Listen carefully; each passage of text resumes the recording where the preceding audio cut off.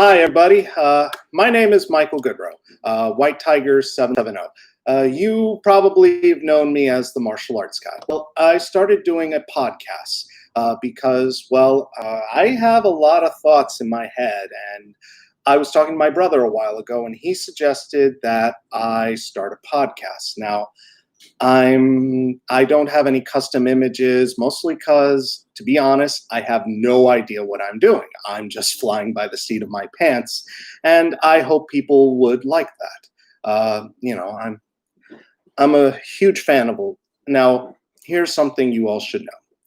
I am a huge fan of a lot of things, mostly martial arts movies, and obvious. Then one thing is Star Wars. I love Star Wars. This may be somewhat controversial, but I can recognize that there are some good things in the sequel trilogy.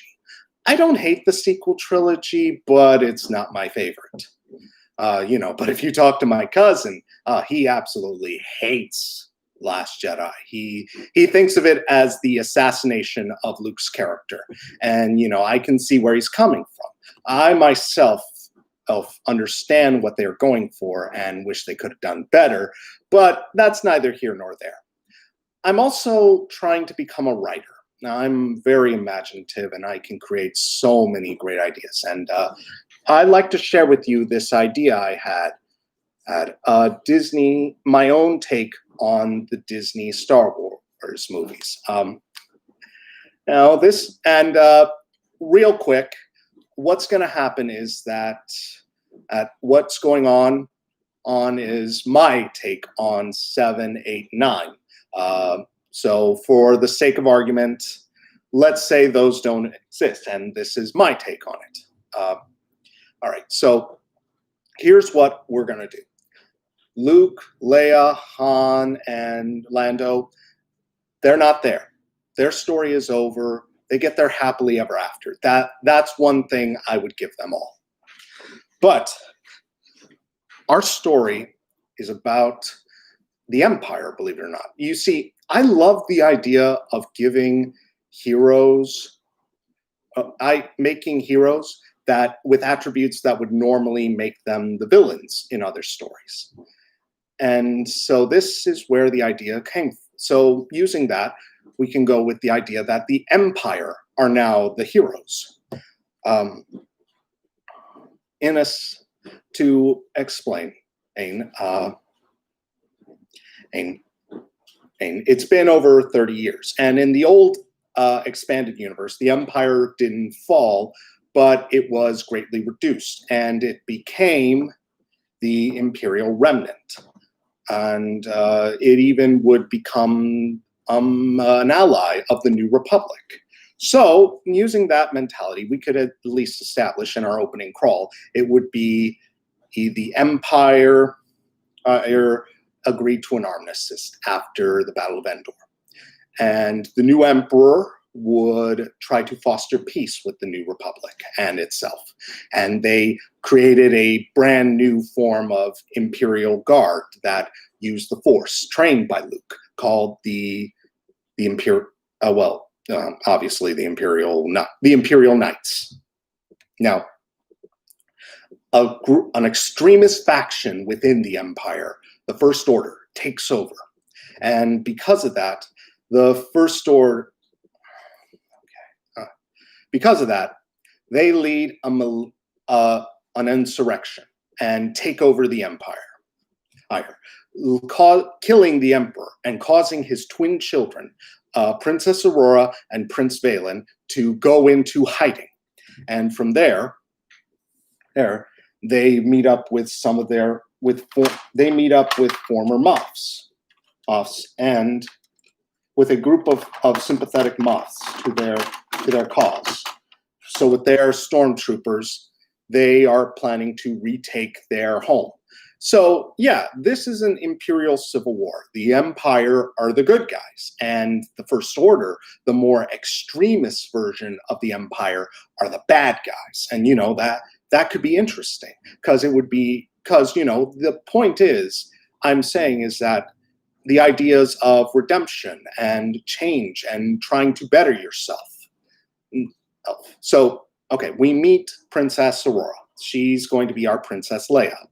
Yeah, my version is similar to A New Hope, much like how The Force Awakens is, but I think it kind of works in that idea that it's about trying to establish what made Star Wars work so that we earn the fan base's love and respect, unlike Kathleen Kennedy. But I'm not here to be political. I'm here to just tell a story.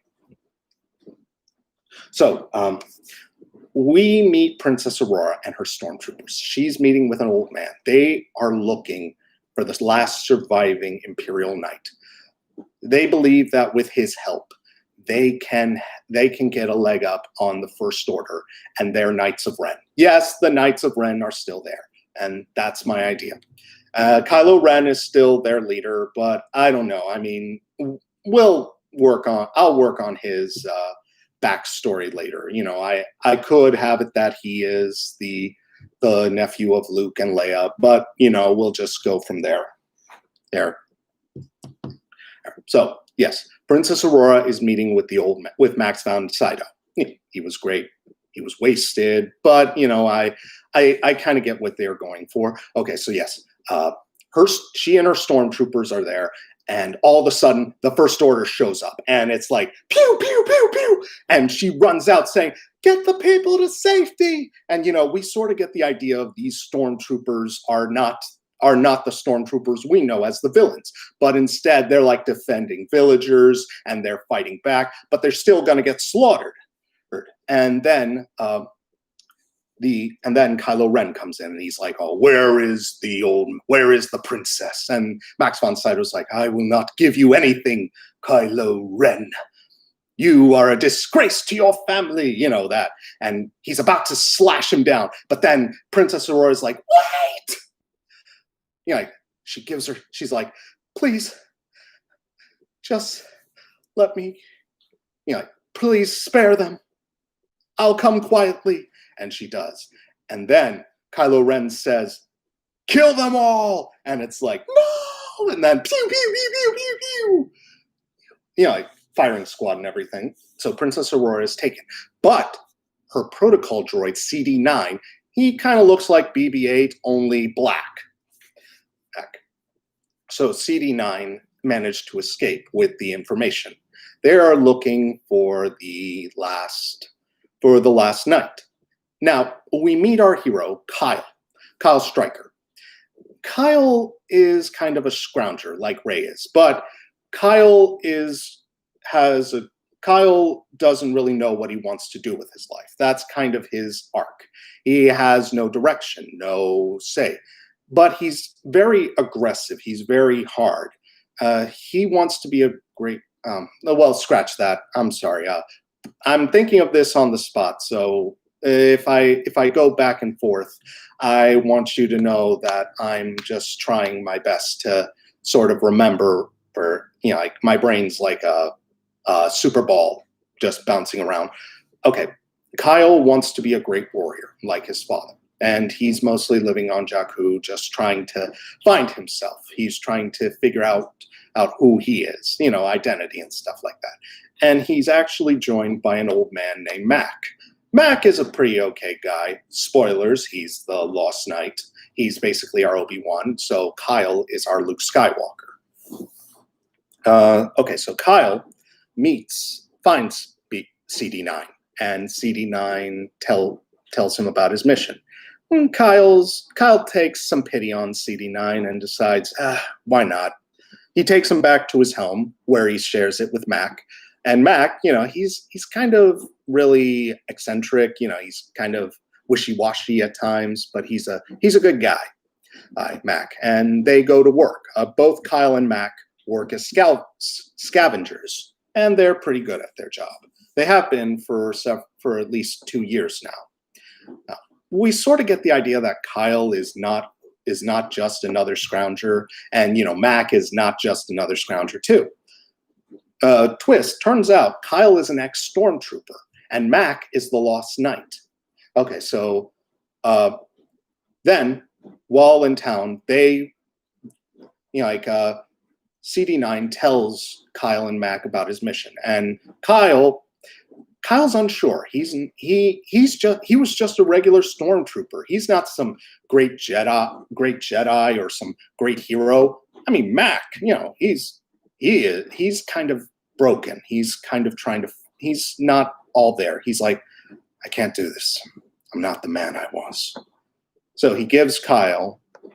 So Kyle then realizes that him and Mac are cowards. They're not the people they were trained to be. So Kyle decides to go into town to find a spaceship. Luckily, he meets Prince Valen, Aurora's brother.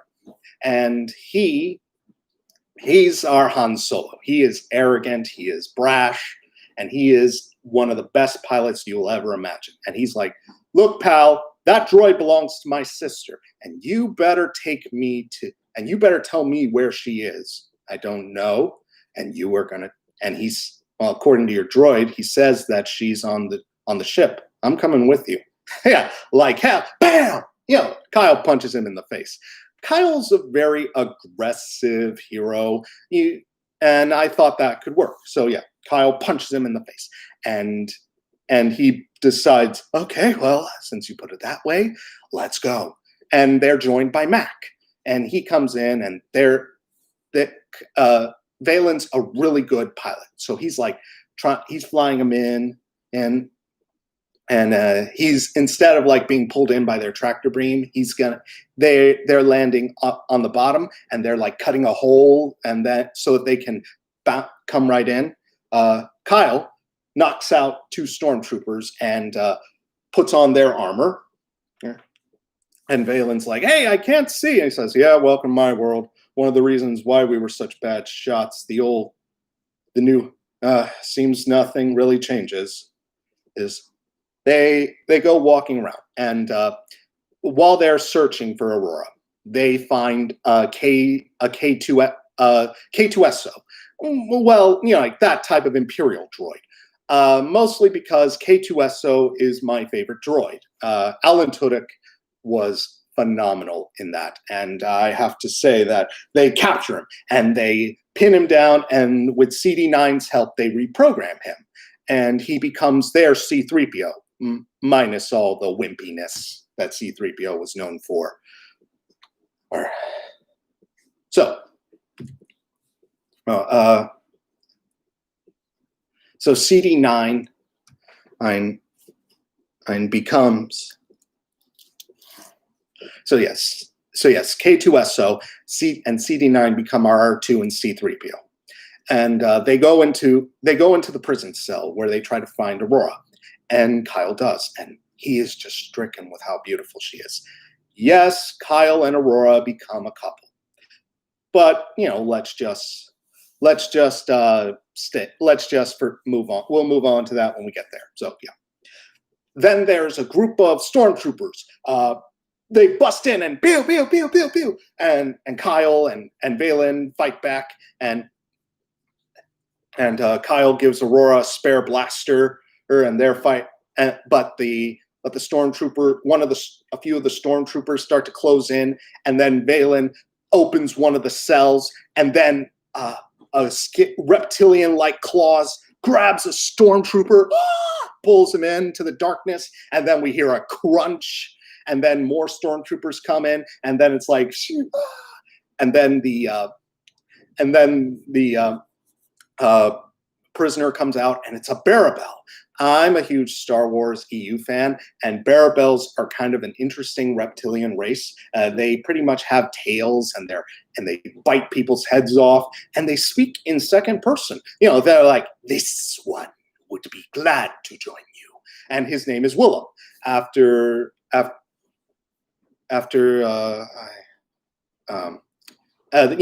a Jedi Master. There's a Barabel Jedi Master in the Legends, in the old expanded universe, and she was one of Luke's Jedis. I'm sure the name will come to me, but Willem, she had a son named Willem, and in this story, I'm just using the name Willem because it's the only name I could think of for a Barabel.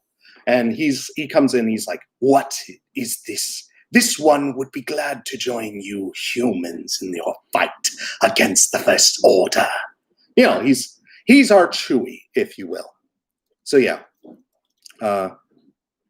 They escape. They all escape. They all come to their. They all try to find them.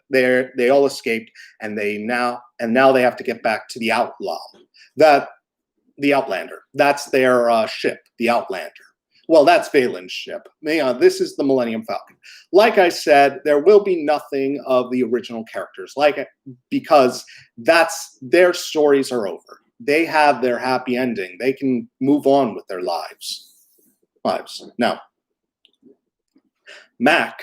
Now they get on, and Mac is with them. He's been watching the ship, and he's impressed with Kyle. So, twist, he tells them that he's the Lost Knight, and he tells Kyle, there's a reason I've been with you. I know you can sense the Force. Kyle thinks this is crazy, but then Mac brings up the fact that Kyle's father was one of the Imperial Knights, and it's possible that same power is in Kyle. Kyle takes this well. He's a little unsure.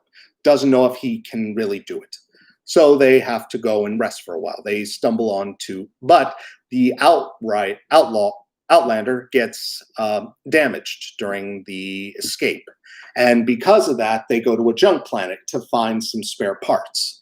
And one of the junk dealers, Jawa or something, is actually selling Luke's old lightsaber there. And there's talk, and they pretty much say like, "Oh, we found it in Bespin. It just fell. It hit a guy in the head, and he just didn't know what it was. Kept it around. He sold it. His kids sold it. Don't know what it is." And Kyle picks it up, and it's like, it's like he feels a connection to this lightsaber. And Max sees this and is like, "Hey, that's a lightsaber. I think it's yours." And he's like, "Wow," the blue blade and everything. And the junk dealer's like, "What? That was a lightsaber?" And he tries to swindle Kyle out of his money, but Mac and him just give him a cold stare.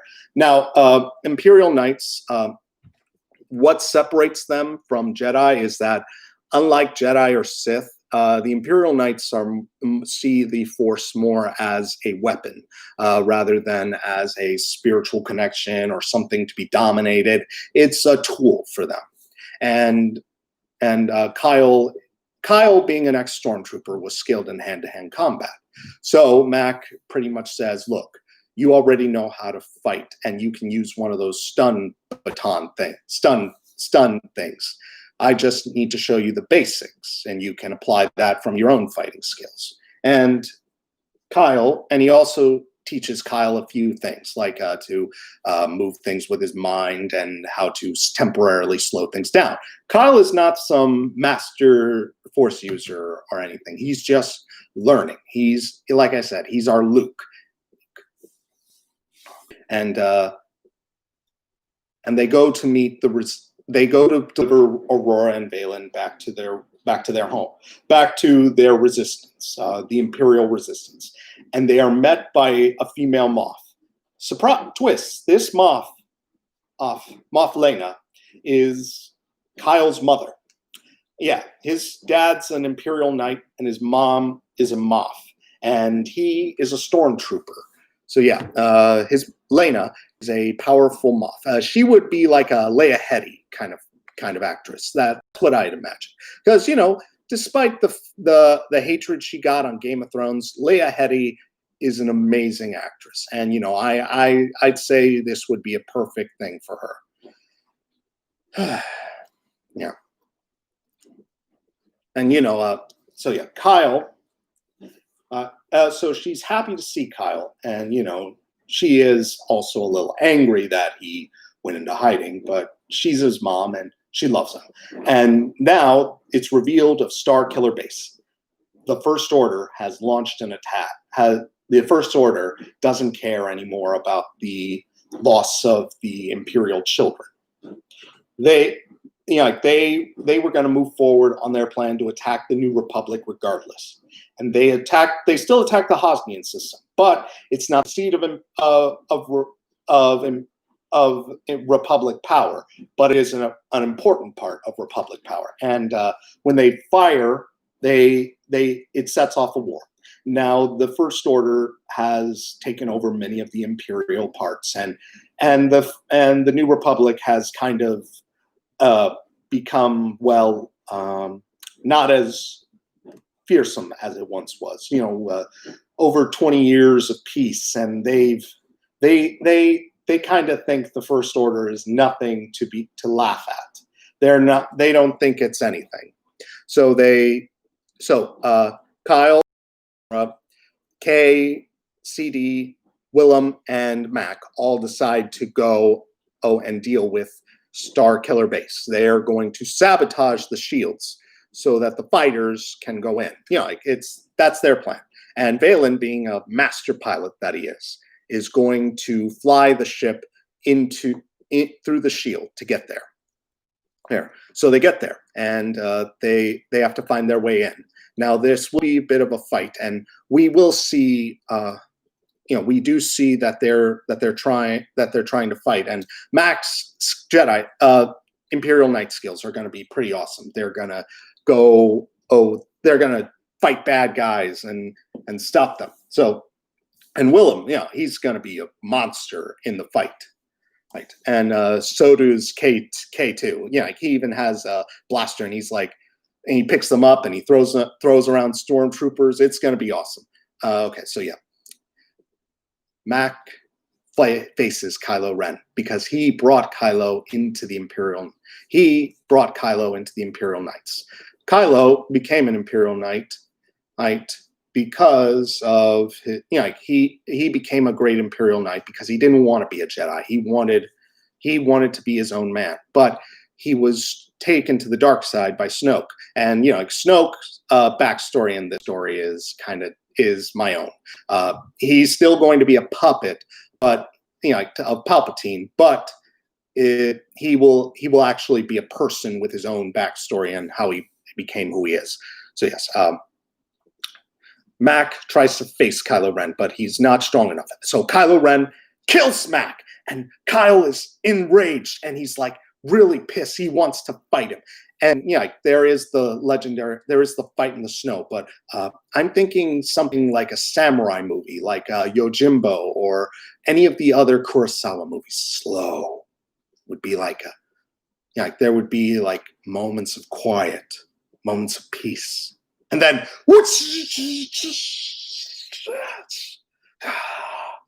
Kyle's sword lightsaber skills are decent, not impressive, but decent.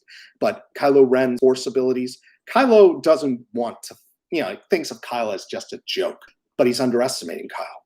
And Kyle is trying to give everything he has in this fight. And like I said, it's supposed to be like those old samurai movies. And, the quiet moments, the build-up, the taking. And then Kyle cuts off Kylo Ren's arm and cuts his eyes. He wants to be like Vader. Why not make him look like Vader? Have it that he'll lose a limb or be injured in a lot of his fights to show his degradation, his decomposition to the dark side, that it's a corrupting nature. But they managed. Same thing. They managed to blow up Starkiller Base. Chasm. Kyle realizes that he needs to become stronger in order to fight Kylo Ren. Kylo Ren is evil, and he must be stopped. Kyle, Aurora, and Vaylin, and Willem, and K2, and CD, they all go back to the base, and they celebrate their victory. And they celebrate their victory knowing that it is the start of the First Order's death. And that's it. That's the end of my first Star Wars idea. And, this is what I wanted, and this is what I'd like to do. So, if you have any suggestions or anything, please say something.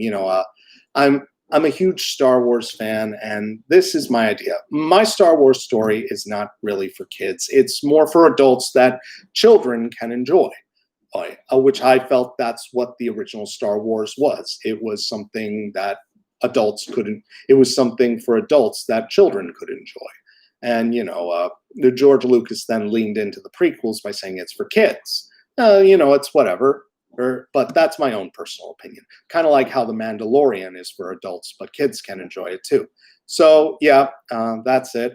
Thank you for this, and this has been What's in My Head 1.